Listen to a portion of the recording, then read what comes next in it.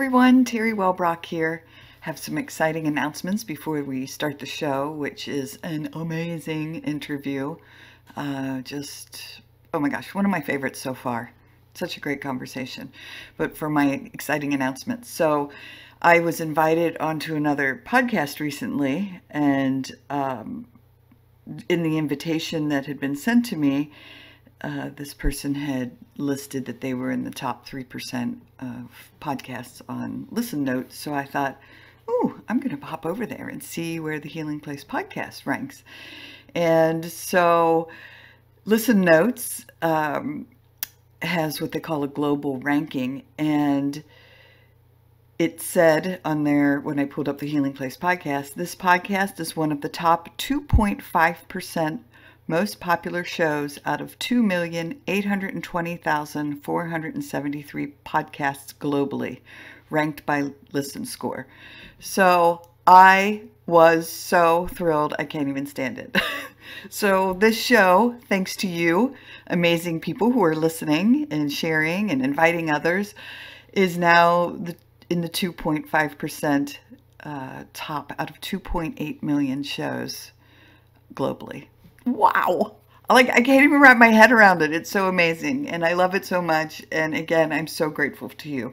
The other thing is every Wednesday I have a call with Mary Giuliani, who has been a podcast guest on the show twice, to share her beautiful insights.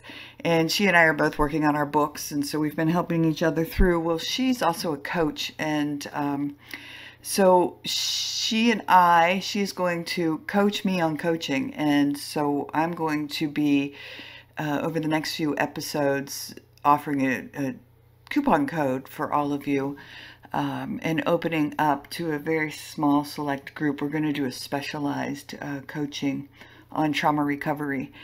And it's not going to be a big, huge opening. So it'll be limited to, I don't know, somewhere between 4 and 8 clients.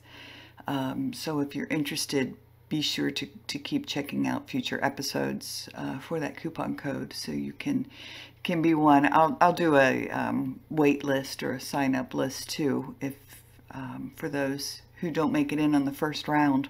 We're also going to work on doing a group coaching, because group coaching is so amazing,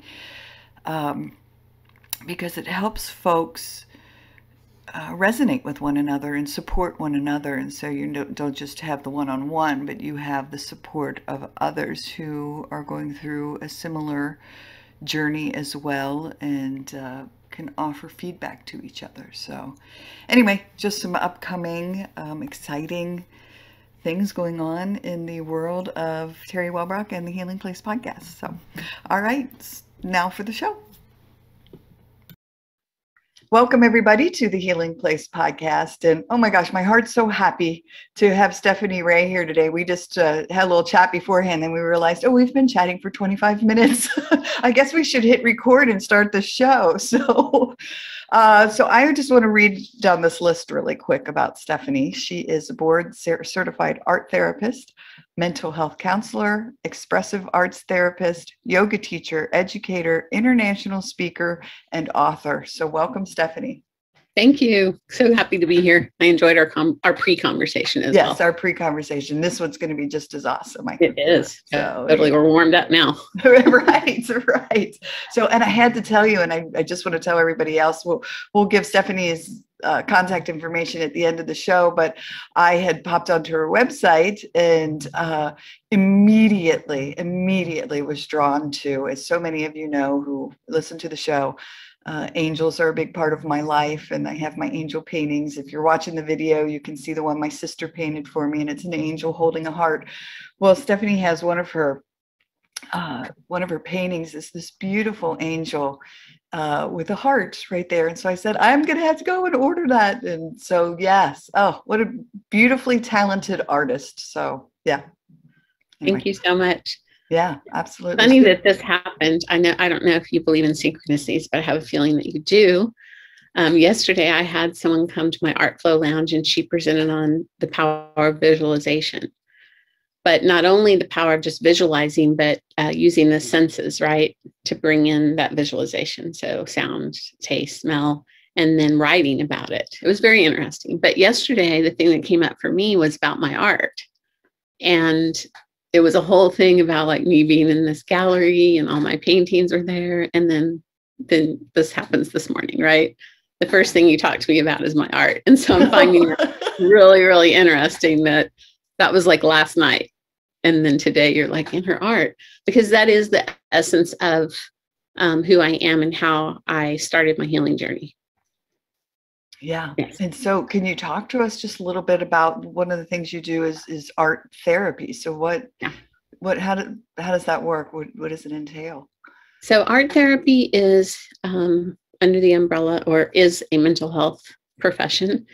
And so instead of talking only, we use art to communicate with ourselves and each other.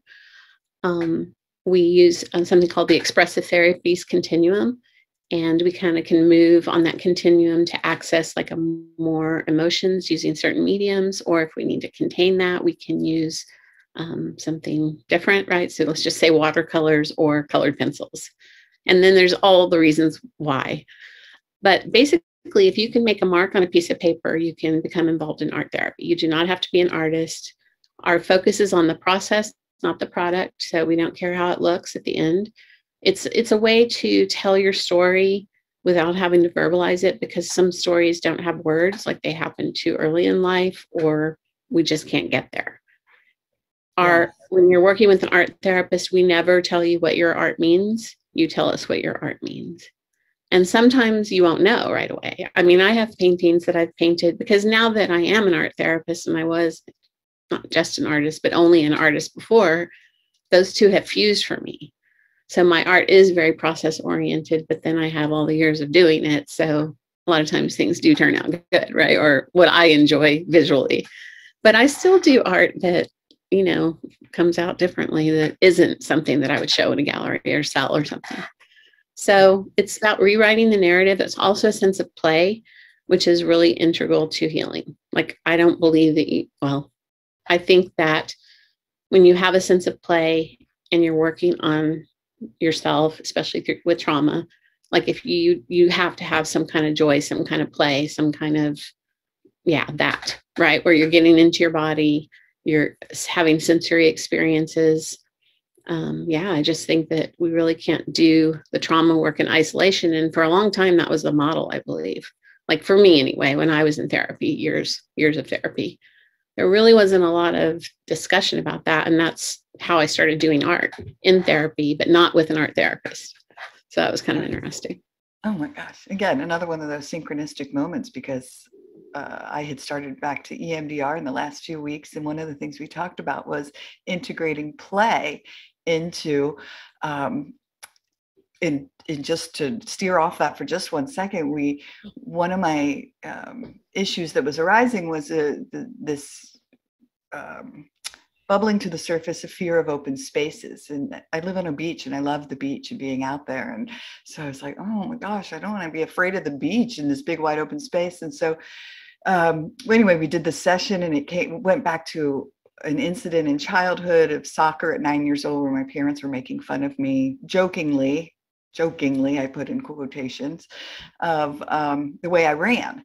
And so in the way EMDR works is so awesome, because I was able to process, if I'm in a wide open space and something scary happens, I can't run, because, it was just the way it like held in my brain. So anyway, went out and started like skipping and jumping and running backwards and being playful. So I love that you brought up the playful part of it, because it is so important. It is. And, I've trained with Dr. Kathy Melchiati. I want to give her a shout out, because she really has come up with this. She's like putting it into terms that people can understand in ways that people can study it. So I studied expressive arts therapy under her, trauma informed, and I've been working with her for years, and she has influenced my work a lot. So what I realized from art therapy is, okay, we have to get into the body. So then I became a yoga teacher, and then I went to a Buddhist college for my undergrad. So I'd always meditated, and then writing, of course. So I kind of incorporate all these modalities in addition to art now, because I think, like you were saying, you have to get into your body and you have to go skip. Like we can do that in art, right? Let's skip on the paper. And interestingly, we do the work that I'm doing is very influenced by EMDR, and I'm thinking about doing that training because we do a lot of bilateral work in art therapy. Oh, yeah. So we're drawing with both hands and using it in different ways. So we have that's fused in there from the trainings that I've been to. So I'm really interested in studying and training for EMDR. I love that. And I highly recommend it was life altering for me, but the bilateral drawing. So just out of my own personal curiosity and probably the audience, do people tend to just draw crazy difference, or is it subtle differences, or is it a mix of both when they're drawing with both hands or painting with both hands or whatever the modality may be?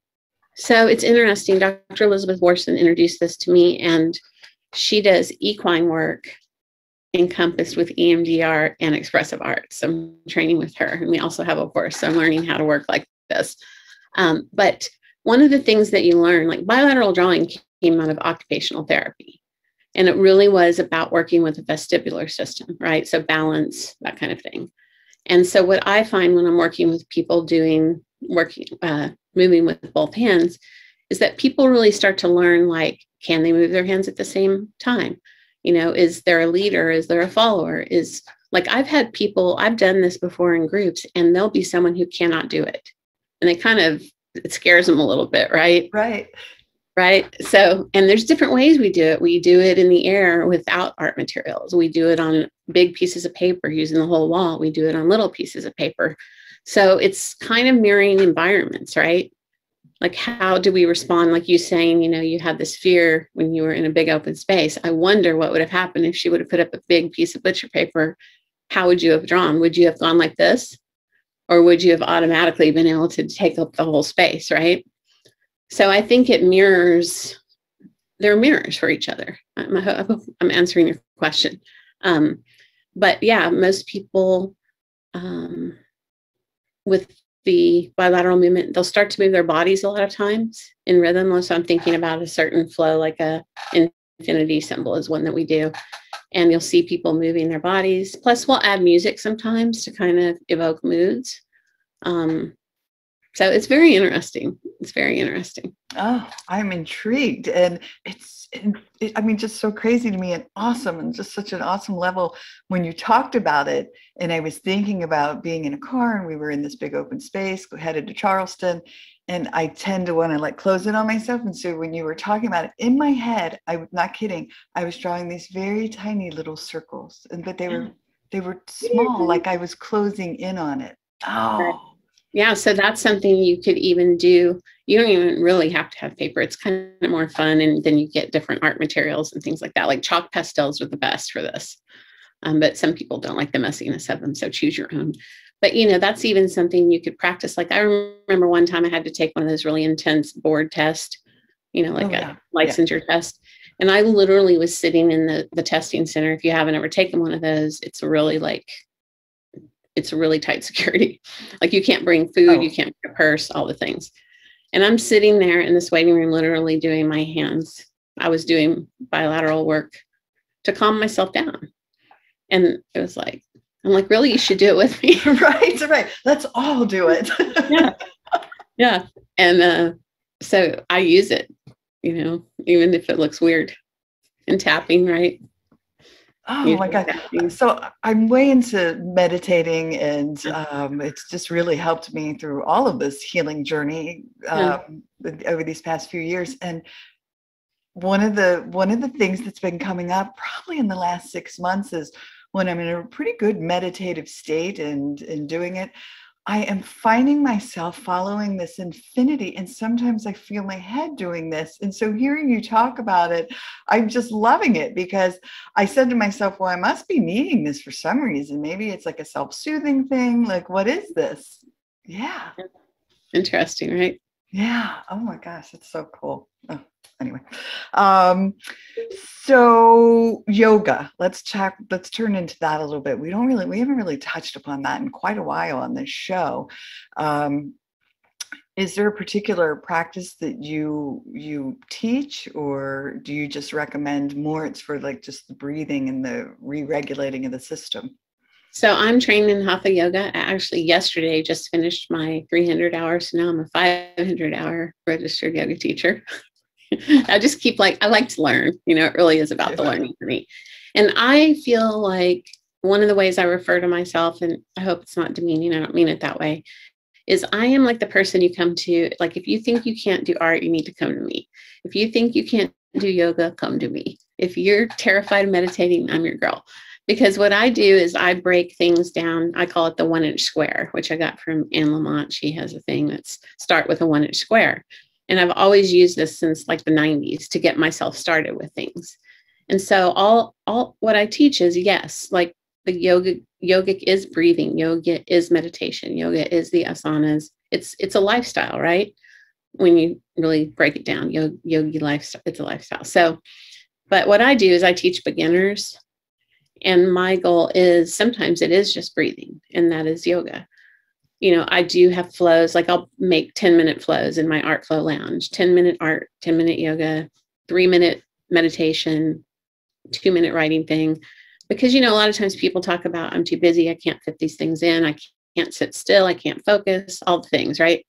So I try to break it down to where it's like you almost can't not do it. And so for yoga and the work that I do, it is about entering the body, having a starting place, and then starting to introduce some asanas. And I do it in a chair a lot of times because I want to be able to reach people with different abilities. Yeah. And so when I say, if you think you can't do yoga, because I am not like the yoga lady you're going to see on Instagram, yeah. And I never would have been, even when I was younger. So to me, it is really powerful doing slow yoga, incorporating just a few poses, so we accomplish something, right? So we feel like we did this thing for ourselves. And then we have these little tools in our pocket. I hate to use the word tools, but anyway, we have these things that we can go to in our pocket to help us through our days and to help us when we get triggered, to help us when that anxiety comes up. So that's kind of my framework and how I think for my work. Yeah. For the greater good, not, in therapeutic setting, a clinical setting, it's going to look different and last for longer. But my Art Flow Lounge I created because I wanted anybody to be able to do this work. Yeah. And I want to get to your Art Flow Lounge. Yeah. That's just amazing. But I just wanted to bring up really quick. One thing you had said was, going into your body. Yeah. And so I know, again, for me, when we first started doing breath work and when I first started doing yoga and meditation and all of that, it was scary for me because I had always been terrified to be in my body because that's where the scary body memories were, or the scary thoughts, or, the racing thoughts, whatever, all of that from panic and anxiety from trauma history. Right. So is that what you're talking about? Like you help people with that part of it, like being able to be at least comfortable in your own body? Yeah. So like at first, even learning to tolerate, right? Even though that's not the best word, but when you have when we have trauma histories and we haven't been in our body, like we disassociate or all the things, right? You have people on your trauma. You're talking about trauma on here. So, and now that we've been through a global pandemic and are still in it, a lot of people have a lot more understanding of what trauma feels like. And so, yes, learning to enter the body, so first to tolerate it, but then how to move beyond tolerating it. And just understanding that, sensations are information. This is what I believe. And we can have an emotional reaction to that. That's okay.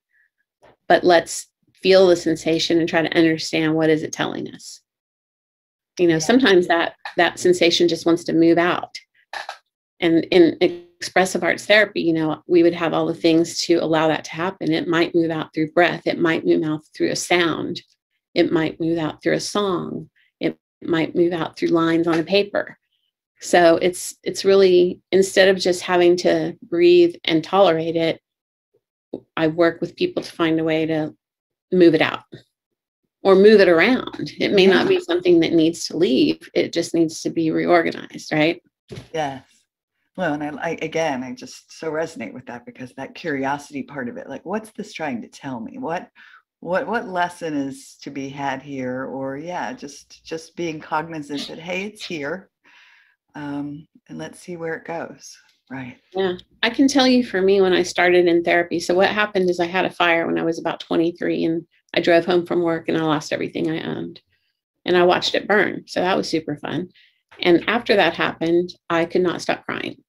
So it was like, that was the thing that like cracked me open. I had been just kind of like this because of my own trauma history. I just kind of was a straight line across, like not too happy, not too sad, didn't cry, didn't get angry, totally probably disassociated for most of my life.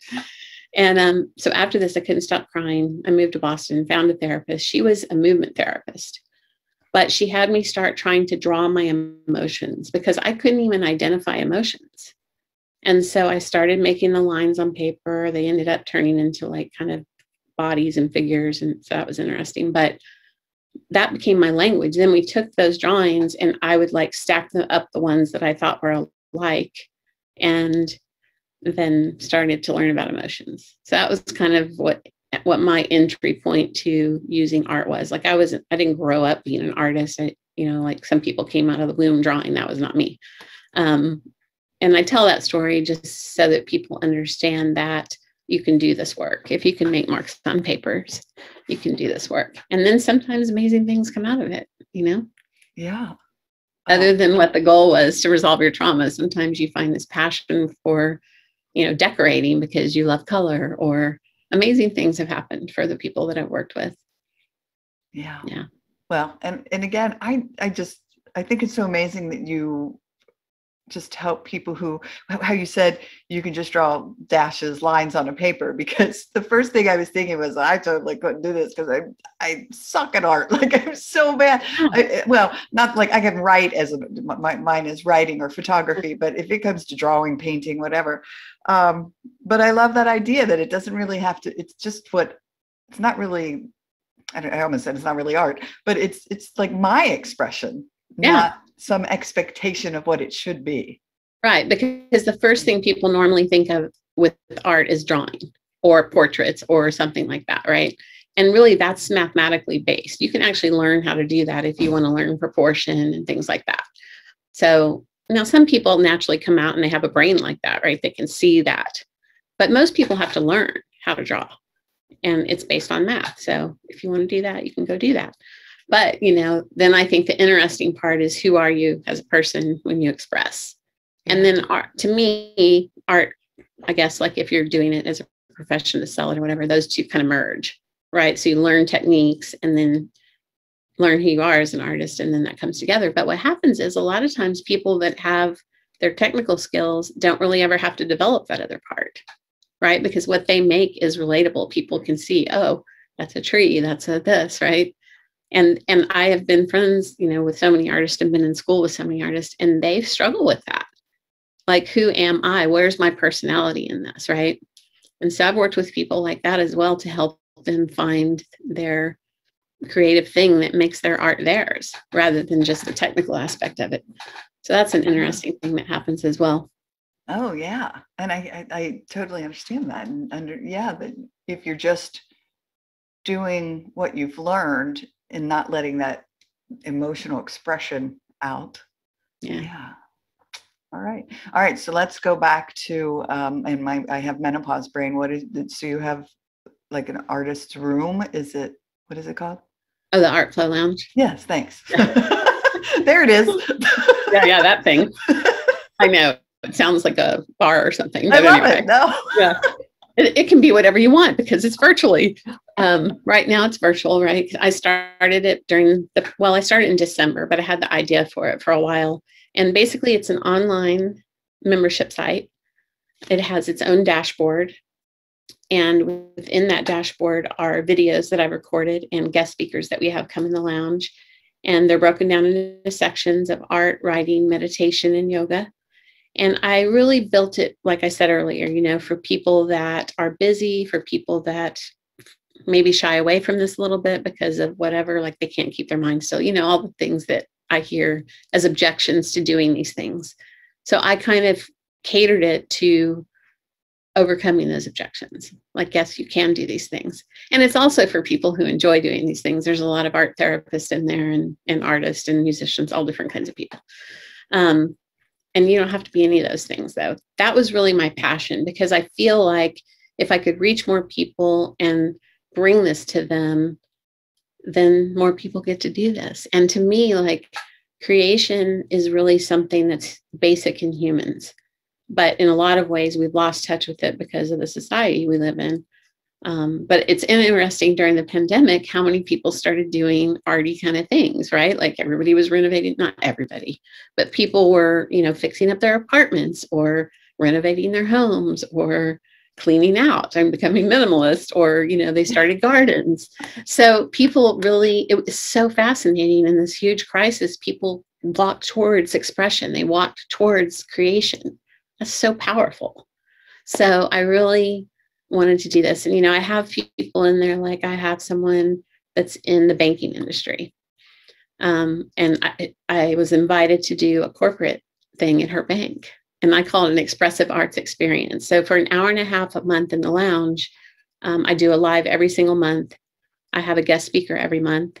And then I have all the stuff in the dashboard, and I add to that. So that's what we do in the Art Flow Lounge. It is a monthly subscription. It's less than $1 a day. So, I mean, come on. Right. It's kind of modeled on the NPR or the. Oh my gosh, I'm so excited. I'm going to have to go join, because I just love the idea of it. And is it something that people could just come and go into it as they need things, and it has like prompts, or? Yes. So one of the ways that I set it up, first thing is I set it up where you can follow a 6-week journey if you want to.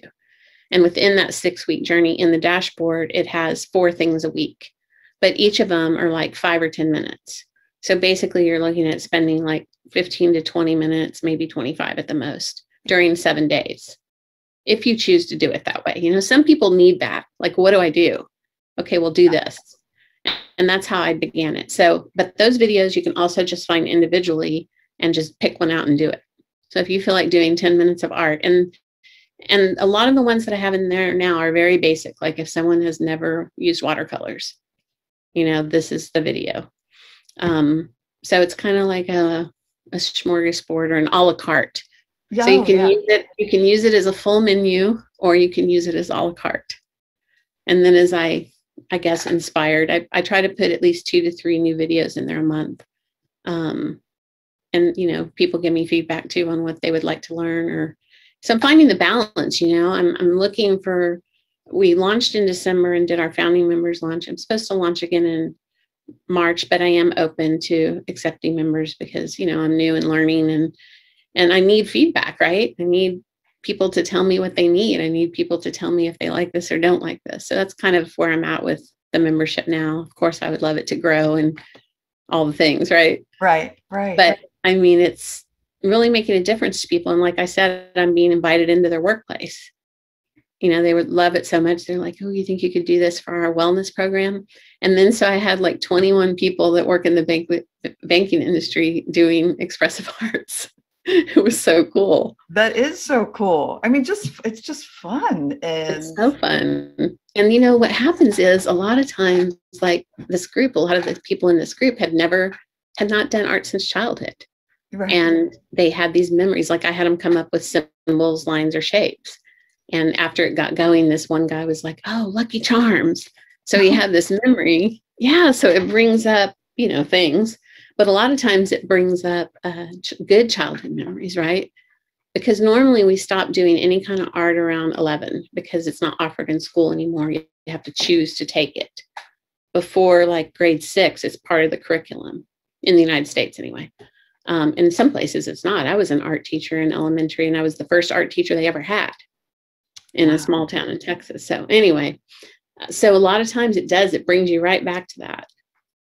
Yeah. Oh my gosh. And that's so crazy you said that, because I instantly, when you said that about taking you back to a happy childhood memory, someone had given our family like this giant roll of paper, and it was just a thin roll. And my my little sister would stretch it all the way down the hallway, and then we'd have all the little kids we grew up in an apartment complex. All the little kids in the apartment complex would come down, and we'd all just lay on our bellies, next to it, and we'd draw with crayons and pencils, and we just would just all that laughter and giddy as we were just being silly and drawing fun stuff.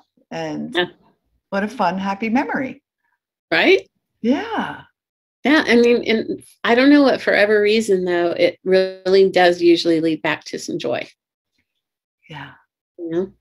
Yeah. And I haven't studied what that's about, but, the things do come up because I'm having them do a group exercise. So sometimes it does come up and they don't see what each other's doing. So they don't see what they're doing till the end. So they're doing a group thing together, but they're doing it individually. And so we talk about like what came up, and they're like worried about what theirs is going to look like, or comparing. They find that, their perfectionism, like I won't let them erase. So, and it's different for different groups, but this one is just fresh in my mind. And it's just super fun, it's super fun. Yeah. I do that with writing prompts. I tell, don't edit, just write, just go. Yeah. Yeah. Yeah. That's awesome. That's true. Well, we are, I told you this conversation would just take on a life of its own. And so is there anything that you wanted to touch upon that we haven't had a chance to talk about yet? Well, I do think that I want to bring up one of the things that can be truly accessible for a lot of people. I know it's not accessible for everybody, depending on where you live, but a really important aspect to all of this is nature. And being in nature, right? Even if that's like a park in a city, and just really feeling your feet on the ground, touching a tree. If you live by the beach, I live by the beach as well. So sometimes even by my house, I can smell the salt air. That's pretty cool. Yeah. Listening to the trees rustle or the leaves rustle, just getting in touch with nature in some way is a form of play as well. Yeah. It's slower, I think. Well, depending on what you do, right? You might go skiing, but to try to bring plants in. I kind of kill plants, but I still have them. But I kill them. I don't know why I can't do it. They're just always like, anyway, it's a whole thing. But I try to have plants. They're revolving.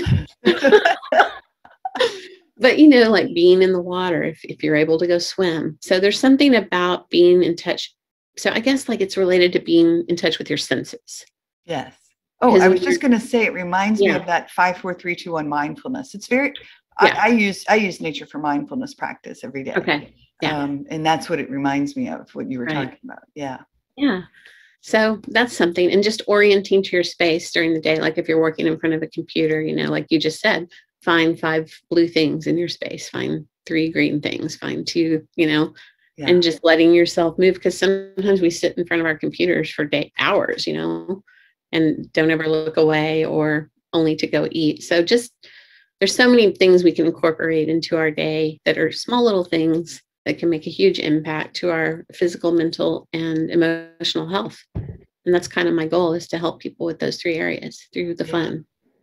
Beautiful. And I couldn't agree more. So one of the reasons I was drawn to your angel painting was the heart. So I find hearts everywhere, like a wad of gum. We went to our daughter's lacrosse game the other day, and we were in the bleachers, and I looked down and there was a wad of gum, but it was in the shape of a heart. And I was like, oh, so, some picture. Somebody there, and I did. I took a picture, and then I put it out there on social media. So, but yeah, it is fascinating to me. It's like I've become more cognizant in using my senses, being very mindful of being in the now, especially in nature. Oh my gosh, I find hearts everywhere. But it's not just that. It's I was watering a plant yesterday, and just mindlessly standing there, and then I decided for whatever reason to look down at this plant. This poor little gecko dude, he was about this big, little, 2 inches long. I was just showering him, and he was just like, I don't quite know where to go with all this water streaming at me. And I was like, oh my gosh, buddy, I'm so sorry. So I stopped. But had I not taken a moment to be mindful, right, I would have just watched this little guy. I know, I just would have blown him off the plants. And so the guy's like, oh, so funny. But that's so nice that you're so mindful about it. I have a little daughter that's, she's 11, but same way with any kind of animal. I can't even tell you how many things we've rescued and had to find the rescue place. Little baby, things, squirrels and rabbits. That's a big thing around here. Little baby rabbits, because they bury them in the hole and then they go look for food, and then sometimes they don't come back. But anyway, so yeah, being mindful is very, very important, and it can change our planet. I saw something today, and then I'll shush. Someone was saying, I hate my job. I want to do something to make a difference and all that stuff, right? And of course, I completely have compassion for that. But I also think that as humans, we really underestimate the power of what we can do in small incremental ways throughout our day, in the way that we treat ourselves and others. And that's why this work's so important to me, because I think if we can teach some of these things, or not even teach, but reignite in people, because I believe that as humans, we are meant to express in different ways. I don't want to say everybody's creative, because that can really shut people down. But I do believe that we are, because you think about accountants, they have to figure out how to do the money, even though there's parameters around it, but we can create those for ourselves. But I think that, everybody can do small little things like, paying attention to the lizard, right? Right. Or I don't know, there's just so many things we can do. Just even if we just do one little thing, you see it on TV, if you just recycle all your little caps, right, from your water bottles, if they won't do the whole bottle, or taking the time to play so that your mood's a little bit better, so that you're you're responding to people, not reacting. So, as in this culture in the United States, we tend to tie everything to money. I want to do something to help people, but it needs to be a job. But that isn't really real, right? You all can't be a nonprofit or all of those things. So I think there's so much we can do, create that within your workplace, right? Start the movement. That's the thing. Be the change. I know. I love it. I mean, I love that mentality, and it doesn't just help the world, but it shifts something within ourselves when we just come at life with a little more compassion, and just being cognitive of the world around us, and from saving spiders and taking them outside. And it's just a mindset. Yeah, Einstein said that imagination is more important than knowledge. Yeah. That's a powerful statement. That is a powerful statement. But he would have never gotten to anything if he didn't have an imagination, wasn't curious. I think curiosity is one of the most important things.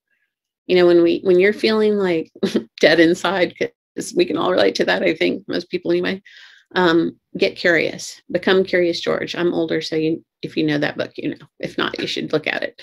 But Curious George, that's what my nickname was as a child. Oh, yeah. Even though I'm a Stephanie, it was George. So cute. But yeah, because I was so curious, and I was always asking questions, and what are you doing? And I want to go, and drove everybody crazy probably. Yeah. But I'm still that way. Yeah. Maybe, I've learned boundaries around it. It's so funny, because my parents used to tell me, oh my gosh, you would drive us crazy, because you would constantly ask, why? How? I would always be asking the questions, because I wanted to understand. I wanted to know, why are we doing it this way? How do we do that? Yeah. Yeah.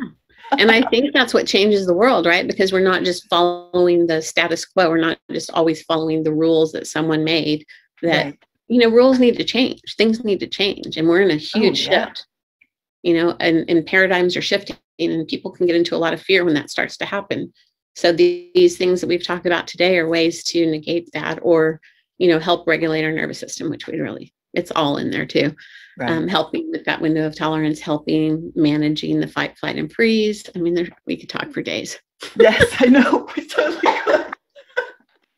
But, breaking it down into 1-inch squares is much more helpful for people that aren't familiar with this language or aren't familiar with this work. And even people that are, because sometimes you get so far into it and it's oh my God, I'm so overwhelmed. I'm never doing this again. Right. Right. So the important thing is to maintain a consistent practice of something for small amounts a day, or multiple times a day if you can. And not everything having to be this big production, Right.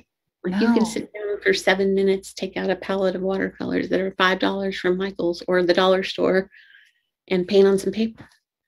And it can shift your whole everything. Yeah. And again, I'm so glad you brought that up. Because when I first started doing everything, I'm not kidding, I would put it on my daily calendar and it would say meditate, and it would say read, and it would say nature walk. So I would list all the things that I wanted to do. Now, I didn't always get to all of them. Even if I said, oh, a nature walk, gosh, I need to get up and move and just go outside and walk around my backyard. And like you said, I would touch a tree sometimes just to feel the grounding of it and think about the roots going into the ground. And I wonder how long this tree's been here and what it's witnessed. And, just kind of letting that curiosity and imagination go. And it did. Then it became habitual. So it was changing those habitual patterns. And then it just was like, oh, I need to get up and go for my little nature stroll. And then it applies to your work because you come back kind of refreshed with a clear mind or a curious mind. And maybe you were having something you were stuck on, and you can apply it to your real life. You do that, you come back. Before, you were kind of irritated with your child if you're homeschooling them during the pandemic. And that might have happened. And still homeschooling, by the way.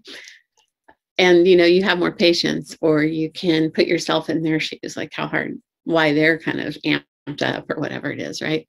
Right. So we become better when we do this work for ourselves, or this, I don't even like to call it work, but these 1-inch squares for ourselves. Yeah. Well, I think they're just gifts. I mean, what a gift you're giving people. It's beautiful. So thank you. Yeah. All right. So how do people find you, get in touch with you? So if you want to get in touch with me, you're going to go to www.stephanierayarts.com. And my last name is spelled W-R-A-Y. But if you put Steph, it'll come up. I think it'll come up pretty quick. And on there, you're going to find my artwork. You'll find about my therapy practice. I can see people within the state of Florida. And then there is a button to be on the wait list for the Art Flow Lounge. Okay. If you want to learn more about the Art Flow Lounge, it's www.artflowlounge.com. I know, /apply. And you don't have to apply, but that page will give you all of the information about the Art Flow Lounge. Wonderful. All right. Well, it has just been such a joy. And again, I could sit here and talk to you for hours on end. And so thank you for being a part of this space. Yeah, thank you for having me. This was amazing. Awesome. All right. Well, everyone, thank you for joining us today on the Healing Place podcast. And remember, until next time, be gentle with yourself. Thanks. Bye-bye. Hey, everybody. Teri Wellbrock again. Just wanted to thank you for listening to the episode today and remind you to visit my website as well as the academy.teriwellbrock.com for the courses. But if you go to my website, teriwellbrock.com, you can sign up for my monthly Hope for Healing newsletter, which is also jam-packed with information and strategies and blog pieces and guest blog pieces and links to shows, and just a great space for, again, healing and hope strategies. Thanks for, again, being here and being a part of this healing space. I very much appreciate you. All right. Bye-bye.